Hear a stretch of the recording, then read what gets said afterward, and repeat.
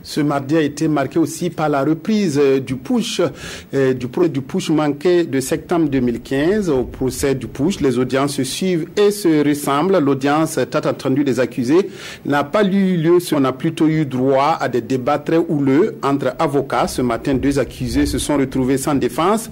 Parmi eux, l'ancien bâtonnier Maître Traoré. La partie civile et le parquet demandent le début des auditions en attendant que le barreau désigne des avocats pour les 2 accusés. La défense dénonce un passage en force. Finalement, la question a été mise en délibéré. L'audience reprend le 14 juin prochain, jeudi. Les journalistes peuvent contribuer à instaurer le dialogue entre les différentes couches de la société. C'est ce qu'on appelle le journalisme dialogique.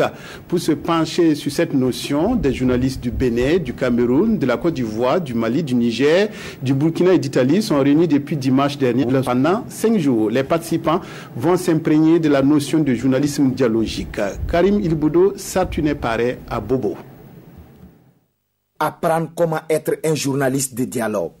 Être vecteur d'union dans la société, c'est ce qui réunit étudiants et journalistes pour les uns, opérateurs de médias et enseignants pour les autres. Ils sont issus de différents pays d'Afrique et d'Europe. 5 jours de se doter d'outils nécessaires à cet effet. Le journalisme dialogique, c'est pas un type de journalisme particulier, c'est un esprit que le journaliste doit avoir quand il écrive de n'importe quoi.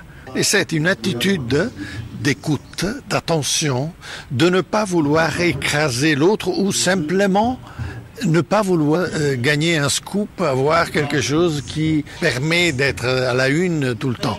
Non, le journaliste dialogique, c'est quelqu'un qui cherche la vérité. On dialogue avec l'autre. Ce rendez-vous de Bobo Dioulasso se veut un cadre d'échange sur le journalisme, mais aussi une occasion d'apprentissage des participants sur des genres journalistiques. On veut permettre à ce genre d'assimiler, à participants d'assimiler cet esprit dialogique en réalisant 3 magazines, c'est-à-dire il y a des laboratoires à travers lesquels ils peuvent réaliser aussi, prendre à mettre en pratique tout de suite que ces principes, ces valeurs que nous voulons mettre dans notre journalisme. Environ 50 personnes prennent part à ce séminaire international sur le journalisme dialogique à Bobo Dioulasso. C'est la 2e fois que cette activité est organisée en Afrique de l'Ouest, la première s'étant tenue en Côte d'Ivoire.